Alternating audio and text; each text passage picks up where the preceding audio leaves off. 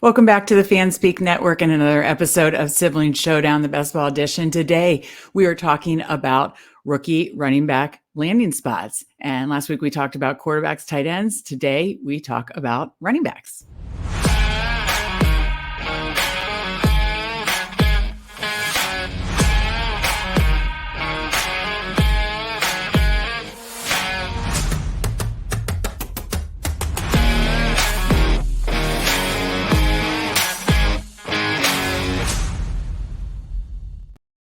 All right, rookie running backs, where they landed, how we're handling them in best ball drafts. I'm, of course, joined by my sibling, my brother, Steve. Steve, last week we had fun talking about quarterbacks and tight end landing spots, how we're handling them. Today we talk about running back landing spots and how we're handling them in best ball. So are you ready to talk about that? Have you drafted many rookie running backs yet? Since the draft, I've not drafted as many. Just haven't gotten in the right zone. I've taken a couple late, but not some of the earlier guys that we're going to initially talk about. So we'll see where their ADPs kind of totally land, but right, it'll be interesting to talk about. Yeah, and kind of like big picture on it before we bring up the rankings and go through these guys of the rookie running backs is, this was not, and we talked about on the pre-draft rookies preview show when we talked about running backs, this was not a super strong running back class because of Jonathan Brooks' injury. We knew there really wasn't going to be a first round running back in the real NFL draft. And, honestly, some of the ones that we were hoping for these sweet landing spots that would have vaulted them into very high best ball consideration, and like some of these receivers that are just like skyrocketing up boards, like Worthy and Lad McConkey, like just got these amazing landing spots. We didn't really get that as much on the running back side. Just some that are just going to be that's in that second or third mix. And, I'm sure there's still going to be some values that we can find, and that's what we're going to try to do our best to do today. But it definitely isn't like it was for receivers, which we'll get to in our next show, or some of the other positions. And we kind of knew that going in, that again, this just wasn't an elite running back class. Any thoughts on that first before we jump in to talk about these guys specifically? Yeah, definitely. By far a big drop off from last year with the 2 first round rookies and high first round rookies. And even the year before, even though we didn't have a first rounder in Breece Hall and Kenneth Walker, they both went early second, and both went to situations that we felt they had upside to play early and play often, and they ended up doing that until Hall got hurt. But I do think this class is kind of similar to that class. Is you hit a lot of third, fourth round running backs, some in good landing spots, some in not so good landing spots. Some paid off, some did not. A guy last year who or 2 years ago, Dameon Pierce, was great as a rookie. Didn't do well last year, but he crushed me last year. Yeah, was a 4th round rookie who, until he kind of got banged up and they sat him the last couple of weeks. I mean, he had a really strong rookie year the first 13, 14 weeks of the year. Right. So hopefully we can uncover some of those. Dameon Pierce is from 2 years ago. So I'm going to bring over the Underdog board, or rankings, and look at running backs specifically, of course. And, the first guy we're going to talk about is, we'll spend, a little more time on the guys that had high draft capital. And of course, the first guy we're going to talk about was the first guy off the board, and that was Jonathan Brooks to the Carolina Panthers. He's going to pick, ADP of 92. Talk about him, Steve, and how interested you are about getting him in your best ball portfolio. Yeah, so Brooks, interesting guy, obviously did not really have much of a role at Texas with the previous regime of Bijan Robinson and Roschon Johnson. Really couldn't see the field, but when he did last year, he was absolutely electric. Definitely had a chance to be a first rounder, or very much in that Breece Hall, early second round, who just is going to be a stud from the jump. The problem is he had a major knee injury in November. While the early expectation is he'll be back ready for camp, we hear that, we see that all the time. That does not mean these running backs are ready to be fantasy producers at the start of the season. So I would expect Carolina, especially with them unlikely to have much to play for, to go slow with their top end rookie running back, because for them it's about the future. It's about this core future for Bryce Young and Jonathan Brooks and Leggett and some of these other guys that they have. So. Right. I do think Brooks can offer second half and definitely playoff upside. Hmm. We saw that with Brees Hall last year coming back from an injury. He had one or two big games early, but those were mainly because he had like a monster, like 70-yard run that kind of buoyed his entire game. But late in the year, when he fully got that full role back, I mean, he was just unstoppable with a terrible offense. So, Right. Brooks at this ADP, I'm fine with. If he's going higher, I'm probably not taking him. But as RB 27, ADP, 90s to 100, if you're taking him as your third back, fourth back in some types of builds, then I'm fine with that because the upside is there definitely for a playoff run. But make sure you have backs to carry you through early in the season when he might be out or playing very, very sparingly. Sure, that makes a ton of sense. Next, we go to Trey Benson, who went to the Arizona Cardinals, and obviously had someone really solid ahead of him in James Conner. So I don't love this one going at 101 ADP. What are your thoughts on Benson? Yeah, this is one I definitely want to wait to see more camp reports because James Conner, granted, he's dealt with injuries the last couple of years, but he's been an actual fantasy hero second half of the year, especially in Hmm. the playoff formats of best ball, just absolutely dominating each of the last 3 years. So I am more wary to see like what Benson's role ends up being. So this one I'm more wait and see because if it's like a 60-40 split, then this is probably a good ADP for him. But if it's like Connor's got the role until he's injured and just kind of giving over a little bit here and there, then I don't mind Benson from a handcuff perspective, but I don't want him this high. Okay. Let's go to that's kind of how I felt about him. Let's go to our next rookie running back, scrolling down to Blake Corum at pick ADP of 129, went to Los Angeles Rams, which, at first surprised me, but then I get it. Like Kyron Williams, they have to take kind of, just a little bit of the workload off of him. I think Kyron Williams has fallen a little bit. I still like Kyron Williams as a second round running back, to be quite honest. I don't think it's going to become this 50-50, 60-40, but I do still kind of like Blake Corum too. So at 129, and we know we love Blake Corum, as a running back prospect coming out of Michigan. Obviously, if he would have gone to the Chargers, I would have been scooping him up, as would everybody else. So going to the Rams and going at pick 129, how are you handling Blake Corum? Yeah, this I think is an appropriate ADP for him. This is what I was talking about with Benson. If even if Corum doesn't have that like 40% roll, maybe it's more like a 30% roll. Mm-hmm. I think he's fine here. He'll have a little standalone value, and of course, anytime Williams goes down, he's just massive, massive value. This is one of the best running back spots in the league, as we've seen. Sean McVay, and just Right. kind of a disciple of the Shanahan offense, and just in general, they're fine running the ball. We've seen it historically. So I'm fine with Corum here, and you've also gotten past all these other like starting running back situations. The Singletaries, the Gus Edwards, Chase Browns, pick your Washington running back. Mm-hmm. So at this position, I love Corum at that ADP. Okay. Yeah, that's kind of how I feel on him too. Sorry, my dog is trying to knock over everything in my office right now. Okay, so scrolling down a little bit, we've got a couple lumped together. We have Jalen Wright that went to Miami, another speed guy. Pick one for ADP of 144. Marshawn Lloyd, I think, replacing that AJ Dillon role at pick 149. The Packers seem to really like him. And then just a little bit further down, Ray Davis at 160, ADP 161, going to the Bills. Kind of like that a lot, though. Obviously, Josh Allen is just a running back vulture. But, I could see him having a role even with Cook there. Don't think Cook's going to have just this massive bell cow role. So don't mind Davis going all the way at 161. Kind of lump those three together and talk to me about who you like and why. Yeah, I mean, I would say I think Wright is probably the one who's overpriced right now because Okay. you have a situation with a chain and Mostert there.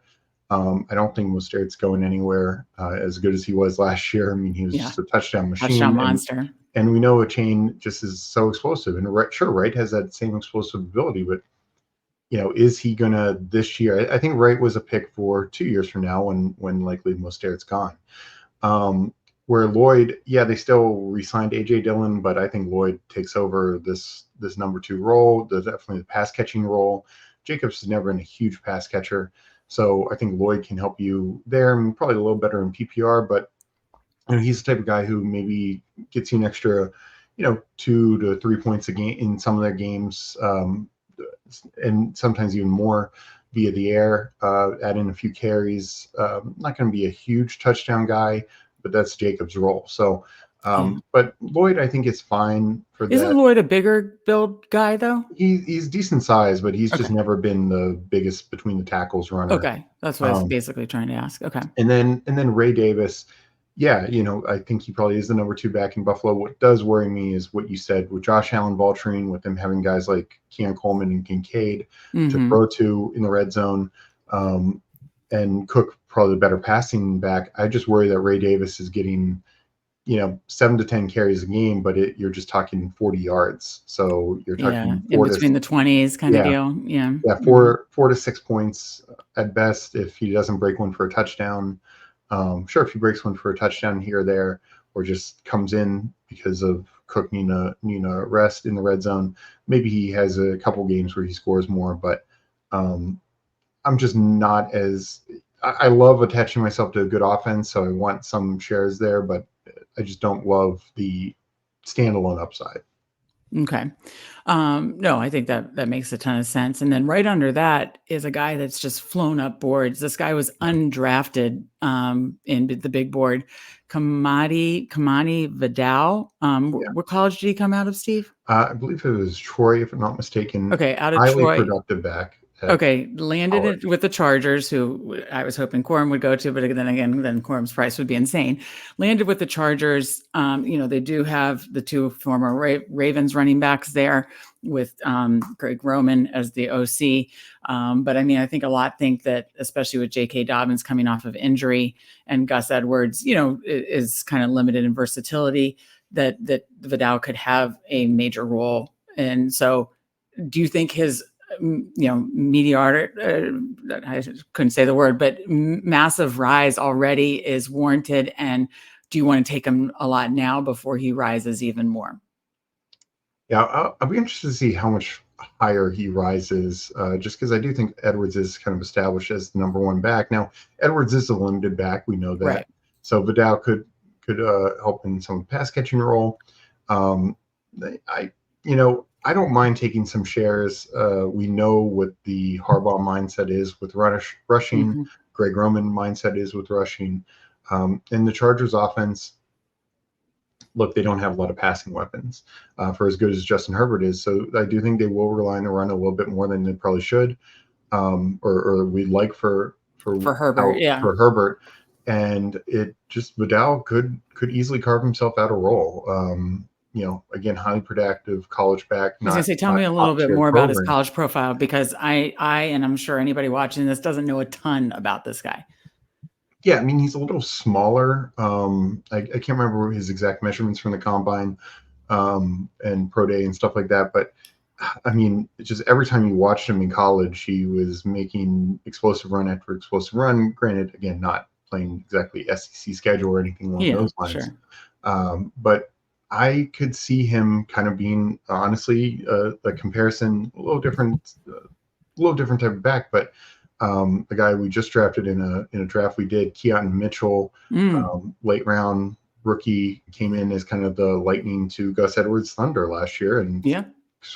exact same mindset with the hardball mentality. So don't be shocked if you see something like that. Of course, Mitchell's season got cut short with injury, Mm-hmm. um, but Vidal, and then Is you Vidal also. that fast and speedy? Like, did he test well?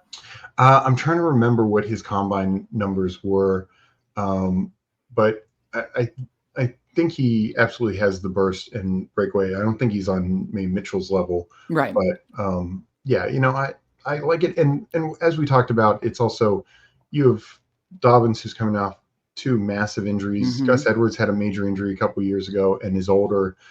Just probably not a guy who you're going to trust to handle a 250, 300 carries. There's a lot of outcomes where he just wears down or is not the same. So I don't mind taking a shot at Vidal later, but I wouldn't like to see his ADP go too much higher, just because I think then it starts to get out of control. Yeah, no, at this ADP, he's obviously risen already like crazy. But I still am interested and want to get some shares. A guy we did get a share of, check out the live draft we did. We just did a lunchtime live draft here, BBM5 live draft. So check that out, the most recent live draft here on the FanSpeak Network. And be sure to like, of course, and subscribe to the FanSpeak Network. Again, when you subscribe, you will get notified when we go live or upcoming shows. So really appreciate that. And of course, check out all our articles. We're now consistently putting out articles, strategy articles, and all sorts of articles on fanspeak.com. And Steve's rankings will be on fanspeak.com later this week. So check that all out. But back to the guy that we just drafted was Bucky Irving that landed in Tampa Bay, probably, likely to be the running back 2 in Tampa Bay. Mm-hmm. I know nothing about this guy. So give me the background as a prospect and, how you think he'll fit into Tampa Bay.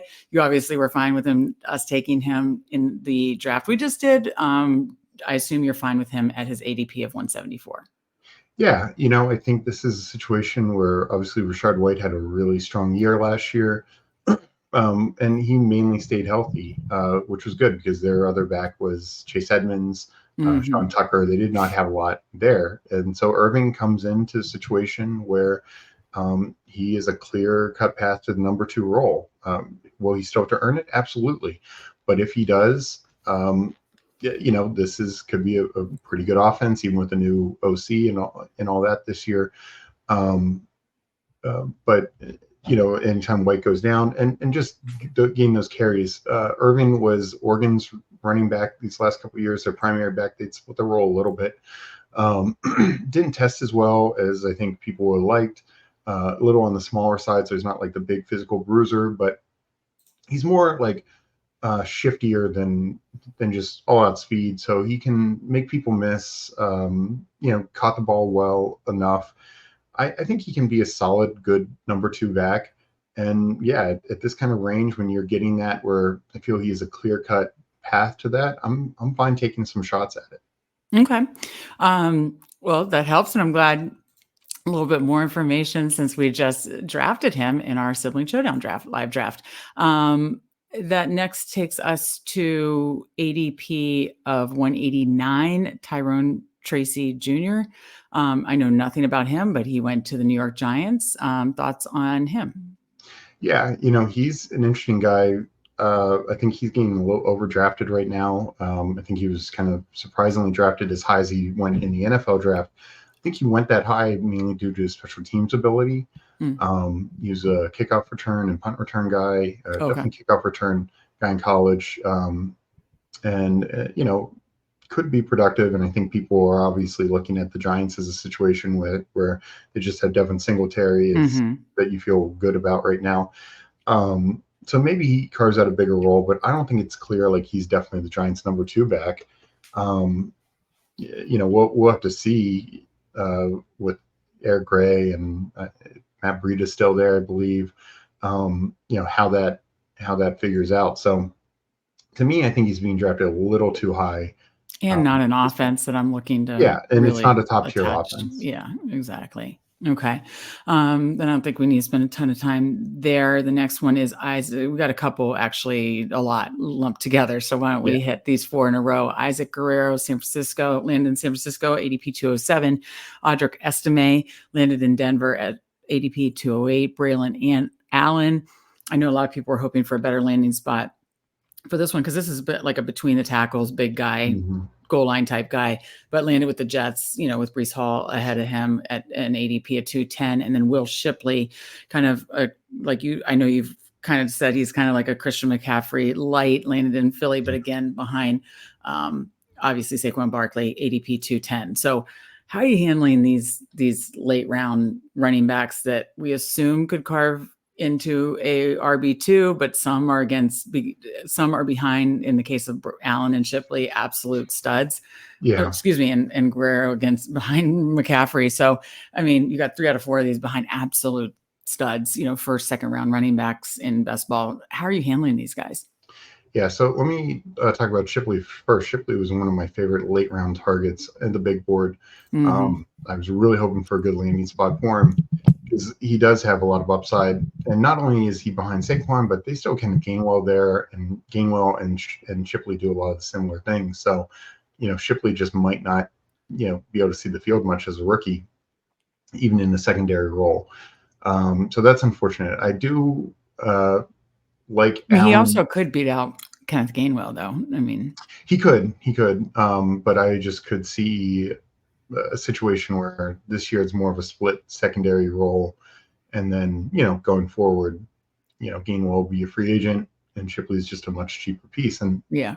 And it's interesting, Shipley went higher than many of these other guys. So and even some running backs we've already talked about. So Hmm. the NFL liked him a lot more than the fantasy community was heading into Right. this, but ends up he gets one of the worst landing spots. Allen, people will say it's a terrible landing spot, and it is to some degree. Obviously, Brees Hall's ahead of him, but Allen could be the touchdown vulture there. Hmm. We've seen that with Green Bay and Rodgers.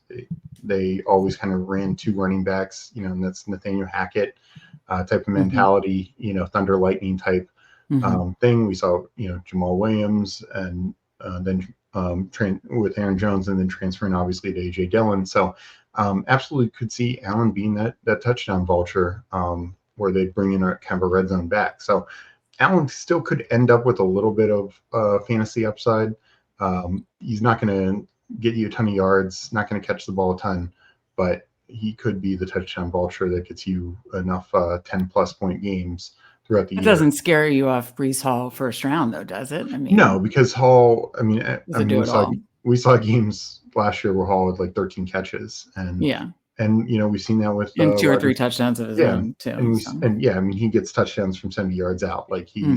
he's still going to be fine. And as we've seen with Aaron Jones, Right. it was the ultimate like Three uh, touchdown guy. yeah, like smash fantasy play where he'd have one 35-point game, and then the next week, because AJ Dillon's faltering and he only gets like 10 points. Hmm.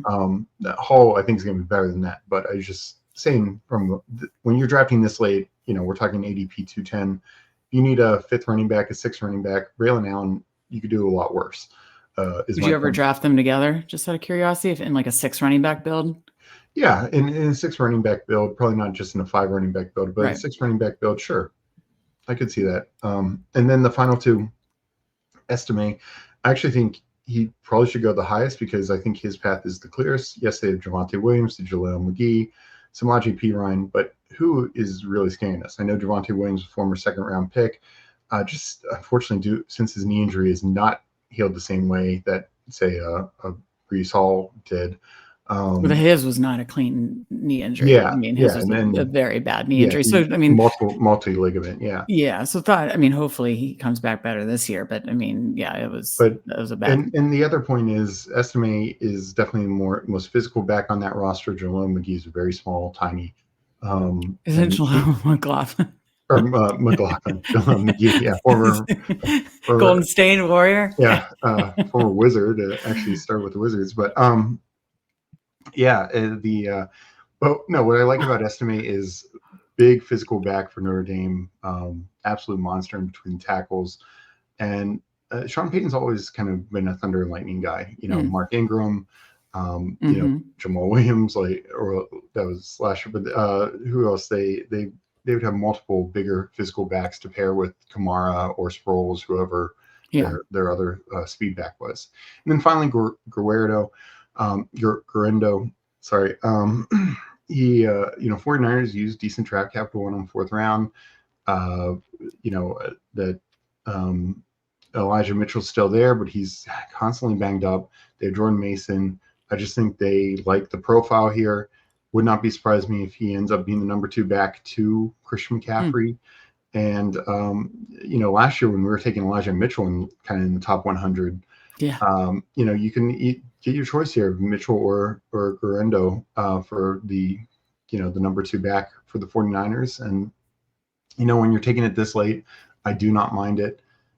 Taking some shots because even if McCaffrey's only missing 1, 2, 3 games, those 3 games this guy could be a monster. And Yeah. and of course if he is the clear number two back there also could be plenty of games where he's just salting away leads and getting on the board there Sure. with, a late touchdown. I mean, we've seen that plenty with the 49ers in recent Yeah. years. Yeah.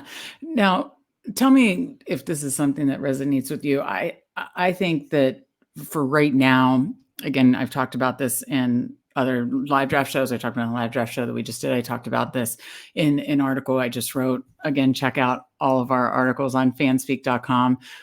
We'll be cranking out plenty of them now. And I did just 2 strategy articles of things I want to do better, the mistakes I made last year, things I did right and want to do more of. And one thing I think I want to lean into, a lot of my hero builds did really well, even in the success era of the 0 RB builds. It's all how you build it correctly. But I will lean into more 0 RB later in the draft season when we know more information. Would you say that like these type of guys, these 4 really, would be guys that you'd lean into a little bit more in like 0 RB builds number 1 and 0 RB builds in like August when we have a little more information? Yeah, definitely, especially if we get clear signs that they're the number 2 back, because I don't think any of them are going to skyrocket. Maybe Garendo, if like it's very clear, like he's the number 2 back ahead of Mitchell. Right. But I don't see Estime or Allen like moving up 6 rounds. They might move up a round or 2. Similar to we saw guys like Gus Edwards last year when people started catching on to him. Definitely. Jerome Ford, people started catching on to him, moved up a couple rounds, but it's not going to go crazy. Bad, not going to go crazy. So yeah, you're talking about getting them between the 16th, 17th, 18th rounds right now, likely 17th, 18th. In May, you're going to have to take them, 14th, 15th tops, or more like 16th. I'm fine with that. Yeah, I just like these guys better in like even though I love doing 3-5-7-3, that's in more like hero or double hero RB builds. I think I'd like this more in like a 0 RB build with 6 running backs. I just feel a little more comfortable. I'd be queasy if this was just like my 4th or 5th running back, basically. Yeah. So and just to point at that, like we saw last year where people couldn't figure out the Bears running back situation. Everyone wanted to love Roschon Johnson.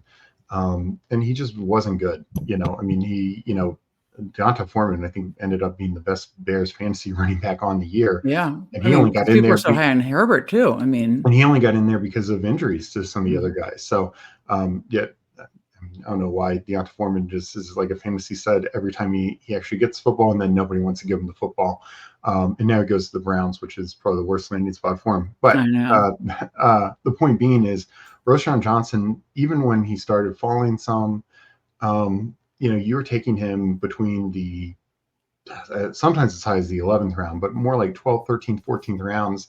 And it was just as kind of a 0. I mean, he maybe had 1 or 2 above average fantasy games. I had plenty of running backs like that last year. And that's why I wrote it in my article that I'm trying to learn from this year and honestly, a lot of them were guys in that like 10th to 13th round that I felt so confident would have this like RB2 role. And I mean, I'm massively embarrassed by Rashad Penny. Hello, inactive. Like it's just, it's embarrassing. Damian Harris. I mean, these are guys that I really thought were going to have an RB2 role, a goal line role, and it did not come to fruition on a lot of these guys. So that's why I don't mind, I liked a lot of the details of the profile of these running backs and do think that some of these guys could potentially have, a contingent or, standalone value, and or standalone value and have value certainly this late. And as long as they don't massively rise, whenever I do, kind of 0 RB builds or those 6 running back builds, I'd have a lot more interest in these guys in those. Yeah. So, okay, let's go on. Anybody else? We've got Dylan Lobb. I don't know if I'm pronouncing that correctly. 212. Was there anybody else? Rashina Lee. I mean, they're Frank. I mean, it's getting pretty thin down here. So maybe we check back in August if they, especially like a Frank Gore Jr., maybe he outplays Ray Davis and is the number 2 back. Okay. Buffalo, something like that. Rasheen. These things happen. Crazy stuff happens in camp and preseason. So these are the things, like you said, to keep the eye on and check back in August. Yeah. So right now I would not be taking anyone below that kind of range. Okay. Well, then to round out the running back landing spot episode, at their value or at their current ADP, who are you scooping up the most of now? And let's lump together, kind of pre Yeah. training camp, like May, June. Who are you looking to get a lot of shares of? Yeah, so I definitely don't mind Jonathan Brooks because if we somehow hear that he's well ahead of the game, Hmm. his ADP is gonna and should go up. Really jump through preseason. Um, Yeah. but I do think it's just stress. It's the right type of build where you have other guys who can get you through those initial weeks for sure. Um, and then kind of that Corm and Marshawn Lloyd, I'm fine with because I think they're going to be good secondary Hmm. pieces with some standalone value, but obviously big time value if the top guy goes down. And then Vidal is I hope It's very his intriguing. ADP Yeah. doesn't go any higher, but I don't mind taking a couple shots there. I think Bucky Irving's one of the safer ones. I think he's just got a real clear shot at that number 2 role. Hmm. Um, so that's kind of where I'm at there. And then Estime late. I have taken Estime, Okay. in the 17th, 18th rounds, just as a 5th or 6th running back to throw in there, and hopefully he's my touchdown hammer who gets on the board a couple weeks. Yeah, and I do hope Vidal doesn't rise too much more because I do want to grab some shares. I do see Yeah, the potential, very very good positive outcome for him. Just who he landed with and the type of offense they run and that kind of stuff. So, and then those like 4 guys that we lumped together, the Braylon Allens of the world, Will Shipley's, those guys are ones again that I don't mind in like 6 running back builds, and yeah, but may draft them later this summer and hope they don't rise too much. We were looking at underdog rankings, and most of our drafts here on the FanSpeak Network will be underdog drafts. So keep in mind, if you're new to Underdog, you can sign up with code FANSPEAK and you can claim a special pick and first time deposit offer. So be sure, if you are new on Underdog, take advantage of using the code FANSPEAK to get a first time deposit offer. Steve, any final thoughts before we get out of here for the running back landing spots? No, so I think the one thing I'd say is kind of what we said. Definitely keep an eye on some of these guys throughout the off-season process and see if their roles get more solidified. But this is not a running back group that I probably want to have more than like one rookie on a team, maybe Yeah. 2 in a 6-man build. Just because there's so much uncertainty here. We might not have a true single full-time starter. So Right. just keep that in mind.